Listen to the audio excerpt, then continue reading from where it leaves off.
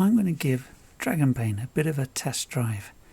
So we're going to go through the included adventure in the Quickstart Rules, Riddermound. Deep in the vast forests of the Misty Vale lies a burial mound called the Riddermound. It is a feared place haunted by the wight of a powerful knight in the Dragon Emperor's service, but the Barrow Wight is also said to be watching over hidden treasures.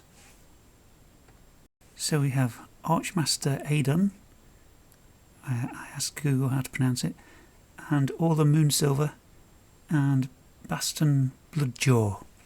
Those are our party, and they are going to investigate this little area here, try and find some cool stuff. A hill, crowned by tall standing stones, rises in a glade in the middle of the forest. The place is strangely quiet. However, you notice a faint but ominous odour, a putrid stench like that of rotten vegetables. Okay, so we see a stone slab here, and tracks and droppings it mentions. Clear footprints can be seen in the grass of the hill. And if any of us have bushcraft, we can figure out a bit more information. Aidan has a bushcraft of 14, so he's going to go sniffing around, so to speak. Oh gosh, that's a demon, isn't it? So, critical failure, not good. So while he's sniffing around at these tracks here, he accidentally slips on something that an animal has left behind, and his staff clatters onto the top of the stone slab. So chances are, if there is something below here, it will have heard us. Our heroes can see that this stone slab has been pushed slightly. There is definitely a cavity underneath, so they're going to gather their might together without the need for a die roll and push it aside to reveal what lies beneath. An underground shaft opens beneath the stone slab. No bottom can be seen. A musty smell of stale air and dried up corpses rises from the depths. So, we're going to have to figure out how to make our way down, and I'm thinking, I hope someone's got some rope. Baston is going to drop a torch down there, and it will reveal a vaulted cave. It leads down into a vaulted earthen cave with some form of doorway in the north wall. So we do have some rope, and we're going to make our way down with some acrobatics checks. So I'm getting ready for Adon to push his roll because I don't think he's going to make it. Okay, so we'll send Baston down first to see if he can relight his torch when he gets to the bottom. He rolls with a boon because we've got a rope, so he needs a 12 or less. That's 3, that's fine. Baston is down. Orla will climb down. Her acrobatics is 14. Yes, a bit too close for comfort. She also climbs down on the rope. And now Adon may have to push his roll. We'll see how it goes. Yes, he's going to push his roll. If he pushes his agility, which he's going to do, he's going to end up dazed. So he's going to like slip on the rope and struggle and panic and try and make his way down again. So we'll roll with his pushed roll. And that is 2 9s. No, regardless, he takes 3d6 damage. So it's 5 metres divided by 2, rounded up, worth of d6s. 11. So he slipped off the rope and fell. He is unconscious. He's down to 0 hit points. So he needs to be healed by the 2 people who are equally bad at healing. Oh gosh. So I think Baston is going to try and heal him before he starts making death saves. Wow.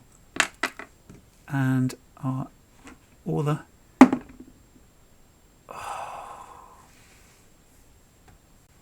For that, I'm going to make him make his first death save with a Bane. So we're looking for 11 or less, but you've got to take the highest die. Oh, bad one. Bad one.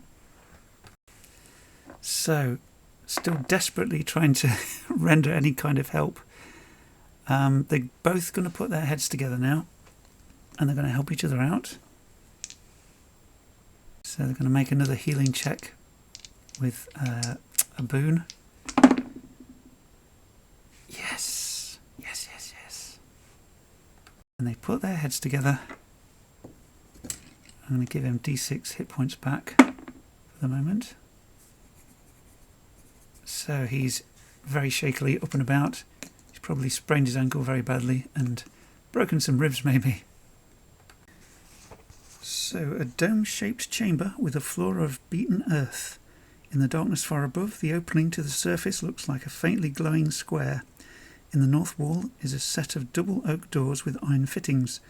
A silvery symbol stretches across both doors, which are flanked by statues of knights in antiquated armour. So, we've got these two double doors, and we could also have a look around. We've got some options here. We could force open the door, check out the crown symbol, and look for tracks in the dirt.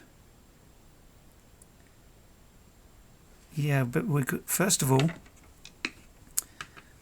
we need to make an awareness roll, I think.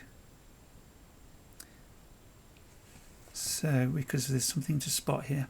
So as Adon gathers his wits about him, he has a look around and tries to roll 14 or less, which he does, and he spots some vicious looking bats roosting in the ceiling of this domed chamber. Aidan is clearly the handiest with his intelligence and his senses, so he's going to have a search around on the floor. How we didn't disturb these bats already, I don't know, but yeah, perhaps they were as confused as we were. Perhaps we've only just woken them up. So he was going to roll a spot hidden. We need a 14. Ooh, no. There's a goblin dagger we could have spotted, but we didn't.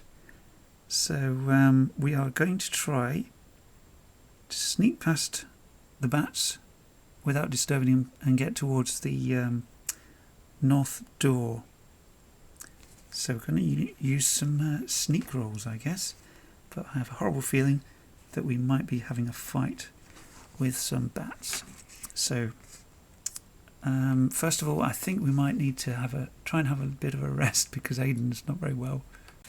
So as quietly as we can, we are going to tend to Aidan's wounds, and I guess yeah, Orla is going to try and help. She's not great at that.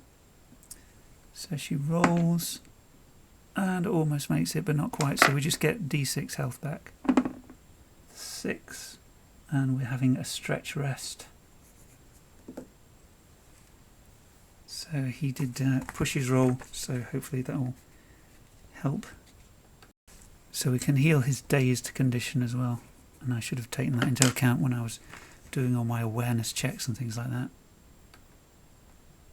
I should only have rolled a Bane if I was doing an agility check, so we've not done any of that, and now we're not dazed anymore, so we're going to head for this north door and try and sneak past the bats. Yeah. Aidan's going to head to it first. Going to try and roll a 10 or less. Yeah, I thought as much. So the bats attack us immediately. So we're going to take 2 cards for the bats because their ferocity is 2, just a big old swarm here. So here are the bats. Initiative 8 and 4, and 1 for our wolf chum. Cool. And our elf. And our wizard. 10. Well, that figures he's not having a great day. Now Baston has the veteran ability, so he's going to spend 1 willpower point and keep his number 1 initiative card, which is going to be very useful. But in the meantime, he's going to attack the bats with his long spear and we'll see how that goes. So his spear skill is 14. Stabby stab. Oh no. So the bats basically just flutter around, and he's not able to do anything to them. Now we'll find out what they are going to do.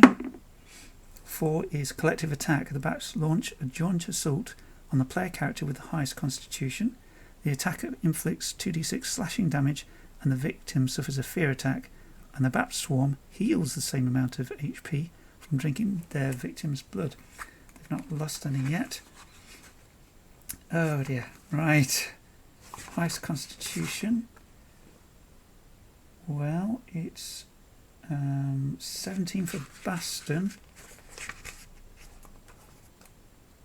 And yeah, they're going to go for Baston, I'm afraid. So he gets hit with 2d6 slashing damage, which is 6. Take away his armour, which isn't amazing. So 2 for his armour. So that's 4 damage. And we'll deal with that fear attack. So Baston needs to make a will roll, which is 13 for him. Oh, come on. These dice hate me.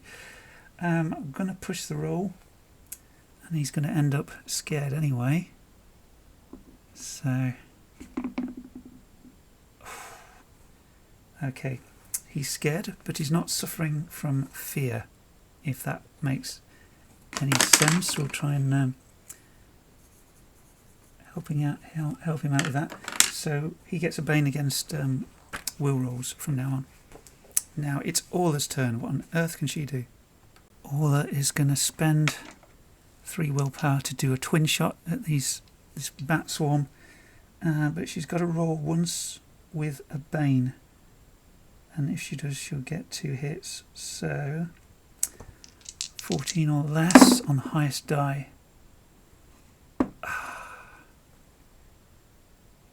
Can I push that? I think I will. I'm going to suffer the dazed condition. Yes, that is a hit. So she is dazed. So all her agility rolls are going to be Banes, but she rolls 2 hits on these bats. 9. Wow, that's better. 21. So she must have shish kebabbed some of them, and the rest have flown away in fear, I'm imagining. So our super duper shooty elf was able to deal with that. Now I'm a bit worried about going through this door with us all suffering various conditions, but we've not lost a great deal of health, so let's have a look at the door anyway. So Aidan is going to check out this crown symbol on the door with his Myths and Legends check, and he fails. I'm not going to push that roll because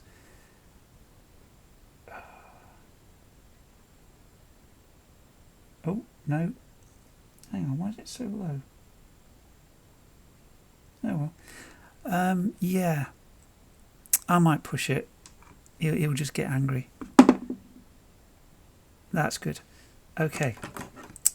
Aidan is angry. He's only got that condition right now.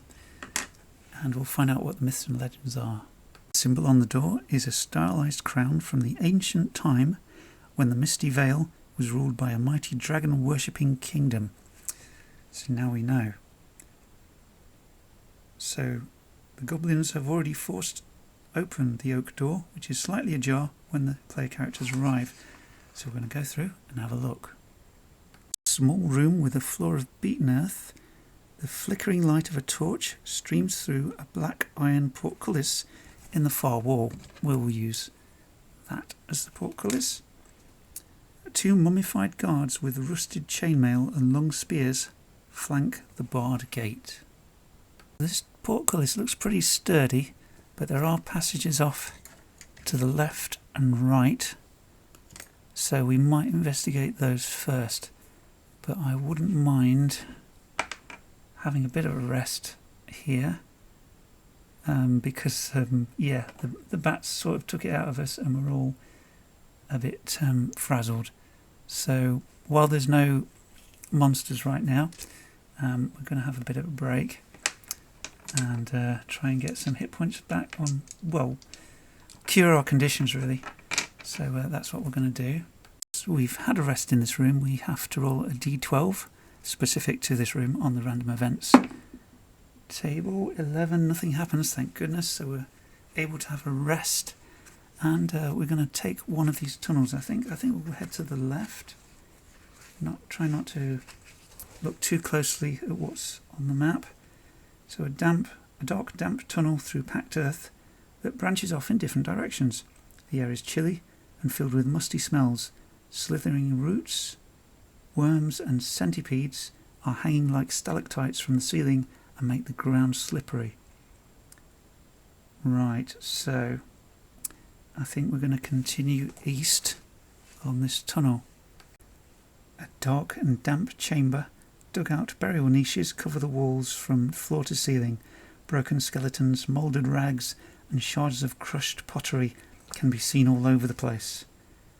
So the crypt has clearly been visited by grave robbers. Skeletons have been dragged onto the floor. Jars have been crushed and clothes slashed. A portcullis blocks the passage